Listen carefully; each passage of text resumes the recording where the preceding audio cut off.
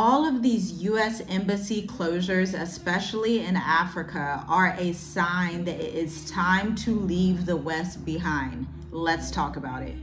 So as of this month, June 2025, U.S. embassies across volatile regions have quietly shuttered or reduced operations drastically. And the silence is louder than any official is talking about right now. From the Middle East to parts of East Africa, these closures aren't just random.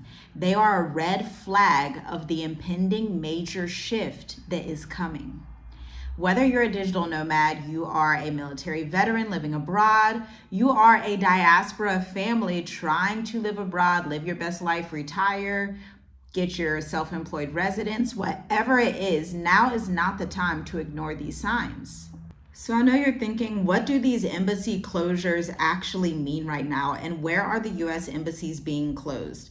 This is what's really happening in real time. The US embassies don't just shut down on a whim, okay? These closures often come after classified briefings, real-time risk assessments, and escalating geopolitical tensions. In most cases, they signal imminent danger, but without setting off global panic. We know that the West does not want to set off a huge panic in its citizens. So you want to pay attention to these quiet moves where you see embassies across Africa that are secretly closing, embassies in the Middle East that are secretly closing. And we're literally in the middle of World War III. Although a ceasefire has been declared, there have been announcements coming out, especially in Dubai, Jordan, Bahrain, Kuwait, that just this week, these embassies had to close down and shelter in place to keep American citizens safe, okay? And there's more to this story. There's a lot more going on than what meets the eye that CNN is not talking about. And so you should definitely like this video, share this video out to 5 people, because CNN is not talking about this. They're not going to tell you this in preparation for you to travel Africa and for you to move abroad. And they don't want this information to get out. The reason being is because they do not want you to be knowledgeable and well prepared. But I personally want you to be well prepared. I want the same thing for you that I want for my own family. This is why we always look into these own things just for ourselves. And then we can come on and share this with you as well.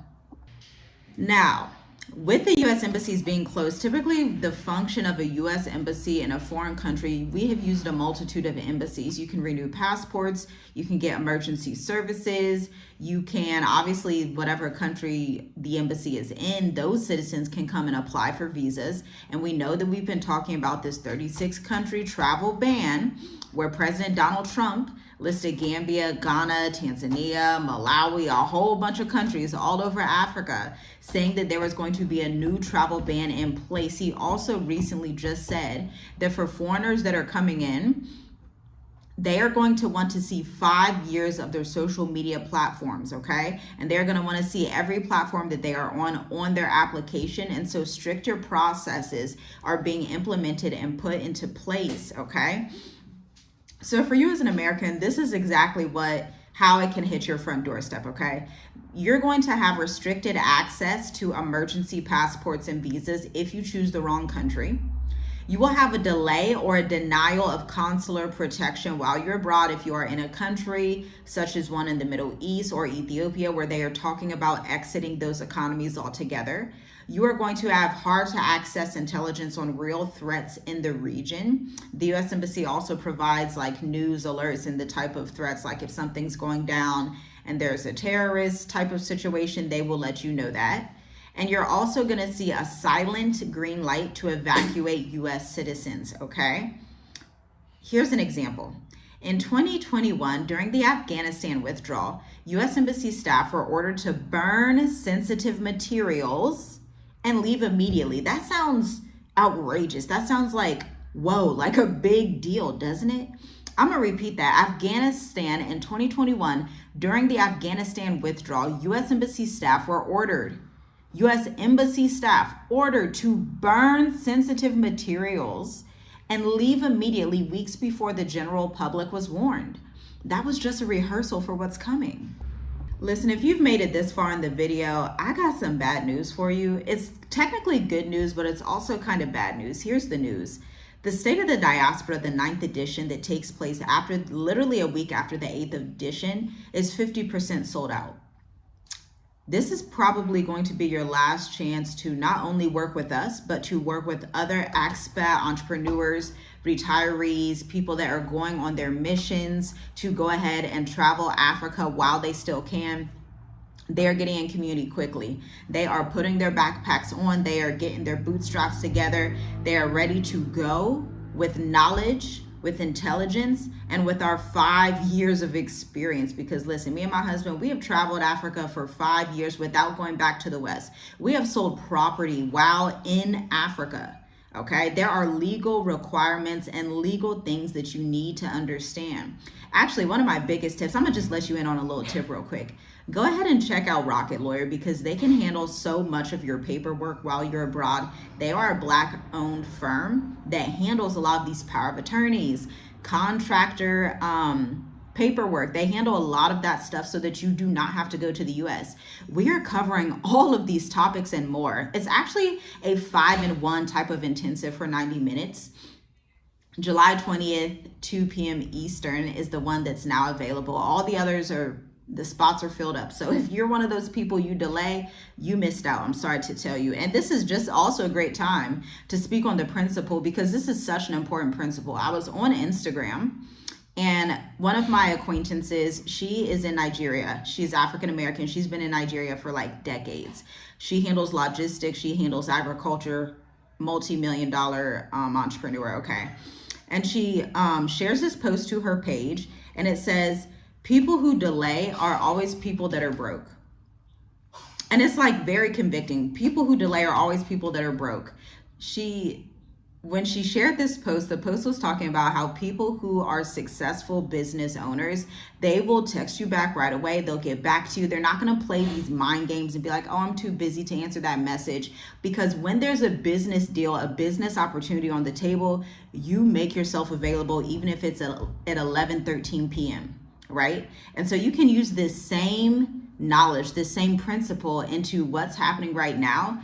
Do not be the person that delays because you will miss out. Delay never got anybody anywhere. And we can see in the book of Proverbs that the hands of the diligent make rich, but the sluggards come to naught. That's a hard thing to hear, but it's in the book of Proverbs. That's why I love the book of Proverbs. You should check it out today. It's a good time to just read the book of Proverbs, okay?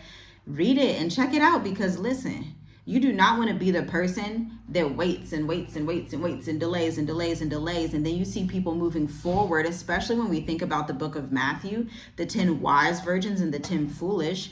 You had 10 different women. It's a story. It's a parable. 5 were wise, 5 were foolish. The wise ones went ahead and got their oil so they could prepare to come into the supper.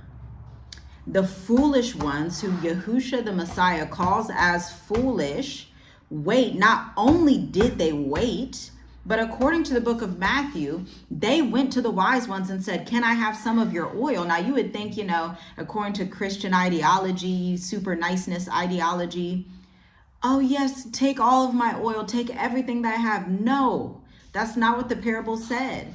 The parable said the wise one said, no, you can't have any of my oil. You should have been getting your oil when you had the opportunity, but you were asleep.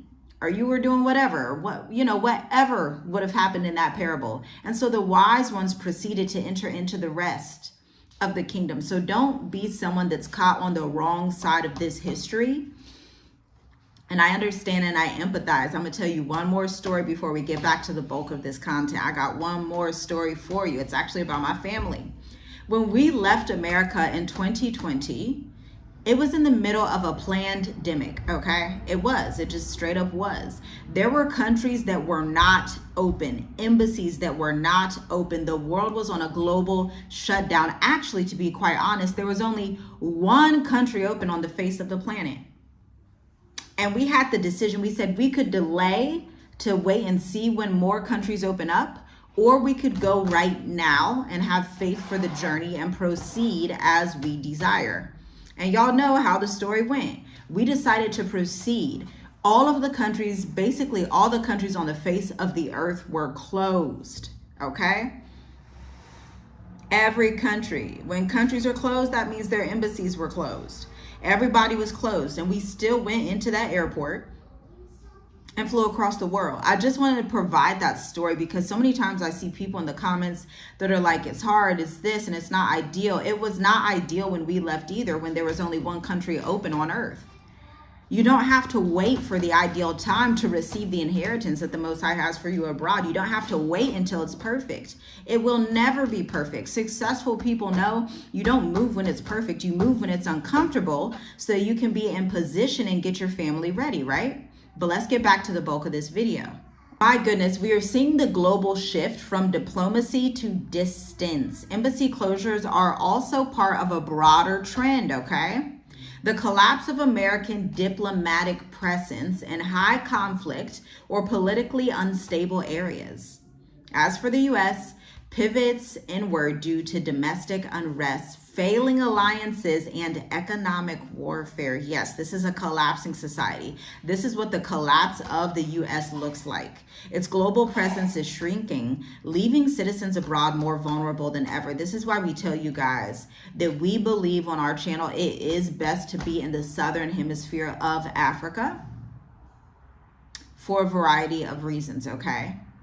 Because a lot of these countries that still have somewhat of an okay relationship, you just have to come to the understanding and know, be in reality a bit and understand you have a blue passport. You are an American. Whether you want to accept that or not, you have a blue passport.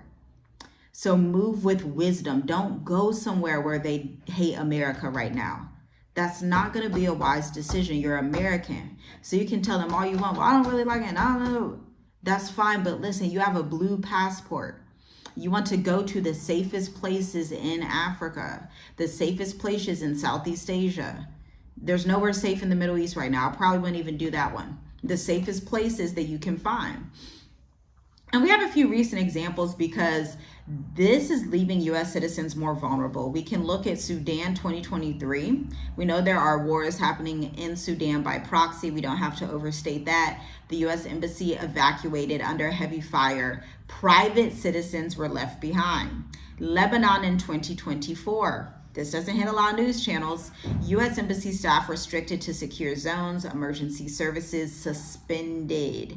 Ethiopia this year. I didn't even know about this, so I started digging in and doing my research. Why this is not hitting the news? Who knows? But Ethiopia, unofficial reports of exit-only operations with no new visa issuances.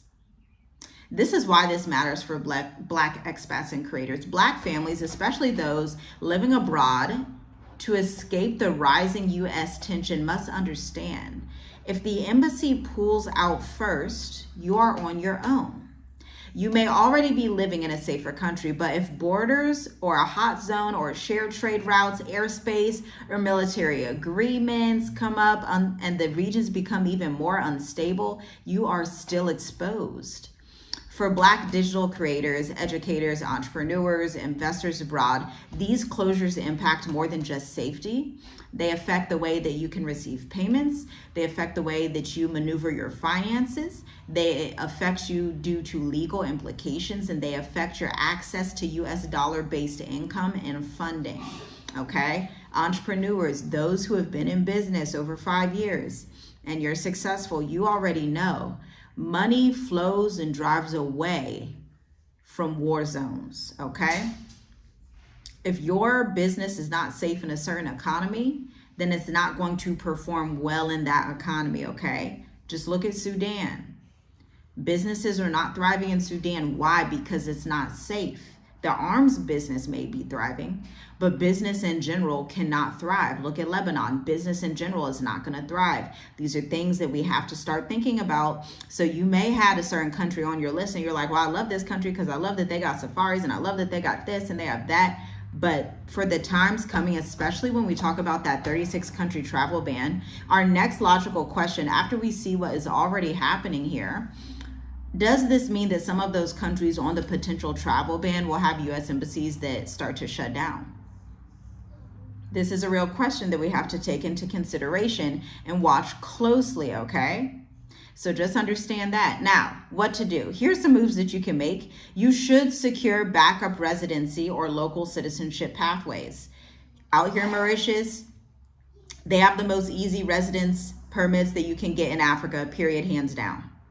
I'm gonna just say it very plainly. They have the most easy, very, very conviction minded, because I have looked all across. Y'all know I research, I do this for a living, and I'm telling you right now, Mauritius has the easiest residence pathways, not only for Americans, but African diaspora as well. That's why so many Africans come here from Cameroon, Congo, Nigeria, Ghana, Tanzania, Kenya. They have the easiest. Hands down, you will not find an easier residence pathway than Mauritius, Africa. It's just a fact, okay? So you want to get your second residence. Aside from your U.S. passport, you got your U.S. passport, you can have a multi-year residence in Mauritius, in Seychelles, potentially in Madagascar, potentially in Namibia, potentially in Botswana, potentially in South Africa. If you're retired, Tanzania, right? But you want to play this little by little. You really also want to get and network with people who understand and study these things. I study this for a living, because my lifestyle depends on it. I'm a traveler of 5+ years. My lifestyle depends on me understanding these dynamics, right?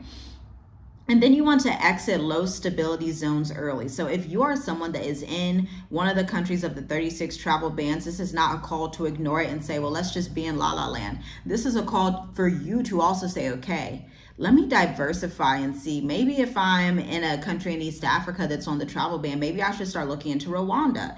Maybe if I'm a country in West Africa that's potentially on the travel ban, maybe I should start looking into, whatever, South Africa, whatever's closest to you, Cabo Verde. Actually, Cabo Verde was on the travel ban list as well. Just an atrocity, right? Cabo Verde is just like an excellent country. It reminds me of Mauritius. They have a digital nomad visa, but the travel ban, it's just wild. But this is the time to look in and see, let me exit places that are not safe early, because listen, this includes America and the West. While everyone is leaving, if you leave at the high time when everybody is trying to get out, you are going to pay 3 to 4 times more in normal airfare. You're going to have long waiting lines. You are going to have a lot of issues. It's time to be proactive. It's time to put on an end times identity of, let me be proactive. Let me put on my strength, my shield, which is the armor of the Most High, the sword, which is the word of Yah, and let me have my feet shod with the gospel of peace. Let me have my breastplate of righteousness and my belt of truth around me, so that I can be prepared in these end times to maneuver. And if you just look at that in Ephesians 6, what that's actually showing you is the picture of a warrior. And so I want you to ask yourself, is a warrior afraid in these times, or is a warrior boots on the ground moving strategically? But this is a question that you have to answer for yourself. I cannot answer it for you. You have to choose yourself this day. If you are going to be strong in these times, read your scriptures. Read Isaiah 22:22. Read John 10:19. Read Psalms 119 today. Like, pause this video, stop this video right after, read them, so you can get some strength in your body and in your being to be able to maneuver wisely, because I want you to prosper in this season. I want you to be obedient to the call that the Most High has on your life in this season. And I want you to be able to still establish your legacy even as the world is in total chaos and a total famine, okay? Shalom, shalom. That's it for this video. Make sure you like, share, comment, and subscribe, and I'll see you in the next one.